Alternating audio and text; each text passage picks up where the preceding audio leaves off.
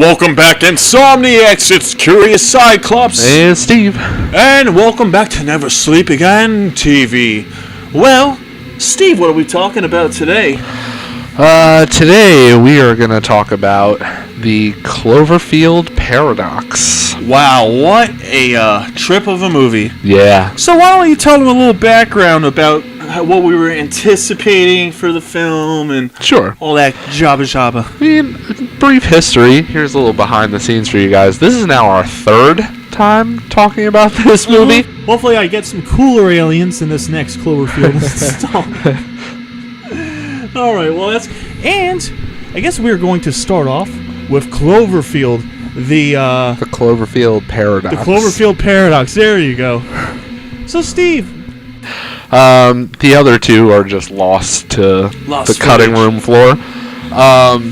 But we had originally done an episode talking about how hype we were. We were talking about the first, two movies, talking about how, we're so excited to see the new Cloverfield in theaters and blah, blah, blah.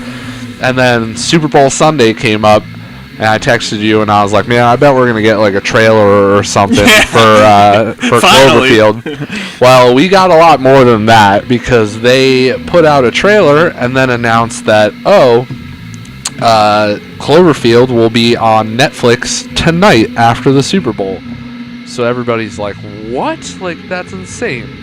But it was. And, I mean, it was an interesting way to market it, I think.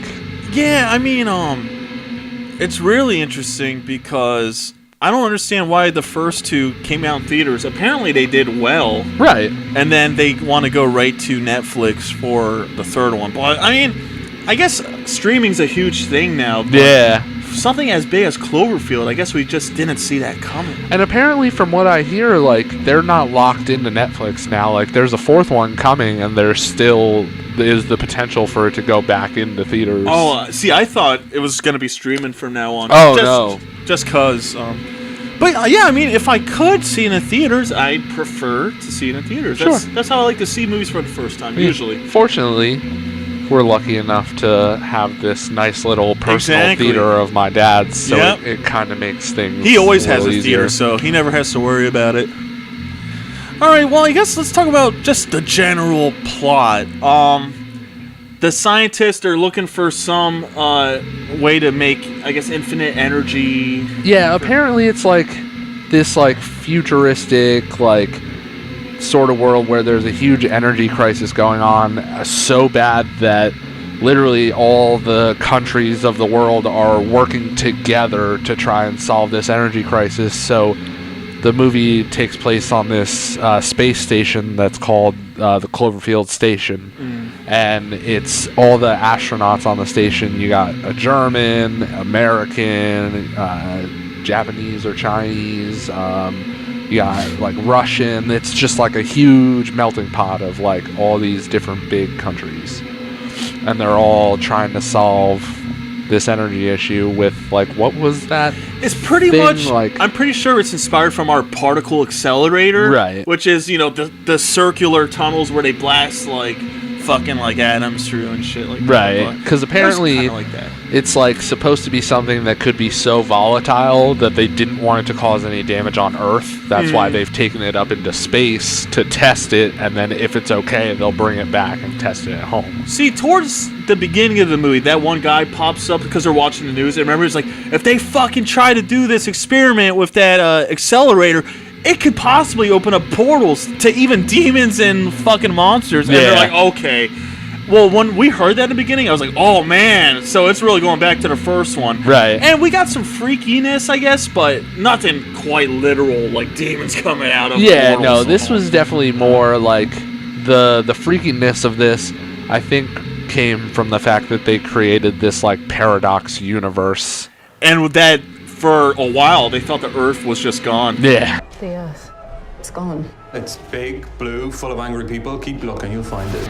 Yeah, it's super cool that they just fire off this thing and then they're just we have no communications. What happened? The communications are dead. And then you look it up and be like, no, Earth's just gone. Yeah, that whole thing was cool. Alright, when it comes to special effects, what did you think? I thought it was awesome. Yeah, I thought the spaceness was awesome. Like Yeah. the outer space effects. And obviously when the weird shit starts happening, when the experiment goes wrong, like when this guy loses his arm in a metal wall, and like it ends up coming back later, like crawling around. But there was some pretty damn cool effects. That was cool. When they hear the girl like screaming in the wall, and they she's open all up. she's all wrapped up in the wires and Yeah, shit. Yeah, like that they're was literally like fucking weird. through parts of her arms and stuff. Like she just like phased into like a part of that wall. And for those of you who know Tetsuo, the Iron Man series, it's like the Asian horror stuff. That's what it reminded me of, because it had a mechanical pieces going into a human. So Right. yeah, it was cool to see that. So overall, this one specifically, it had horror moments, but it was definitely like a sci-fi suspense movie. So would I recommend this to horror fans? Like, well, if you like weird creatures, weird happenings, and outer space, like if you like sci-fi horror, sure, Yeah. why not? Definitely.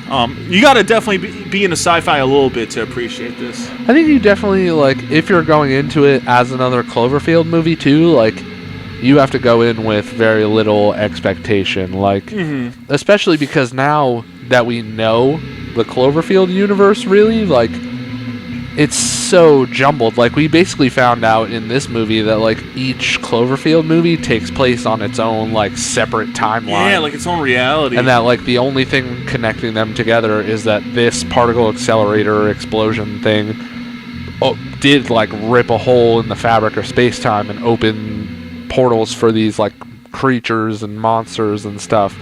So like your first world, Cloverfield, had the same monster as the Paradox world, Cloverfield. Which is great if you're a fan of the first. You'll love that moment at the end of part 3. Which we saw in Lane that it didn't have the same monster. So now we know that it's not all the same creature either. It just opened up the worlds to all these different sorts of evil. Yeah, so to be honest, I gotta say I am looking forward to seeing what happens in part 4. Yeah, I mean, I definitely think it's crazy that it's meant to be set in like World War II. Which is so weird. Yeah, but I mean, the guy did say in that speech that like it could affect not only the present but the past and the future. Yeah, we're gonna see Hitler riding on some aliens. I doubt that. All right, well, hey, if you like sci-fi, outer space, and you like creatures, yeah, sure, why not? I would say check it out. Yeah, I mean, I definitely suggest it. Plus, who the fuck doesn't have Netflix these days? Exactly. So like, it's on there. Just watch it. Yeah, just it's like watch an it. hour Give and it a a half. shot. Yeah. All right, well, I guess that's gonna wrap up our thoughts for the Cloverfield Paradox. So, Kurious, Cyclopes, And Steve. thank you for watching Never Sleep Again TV.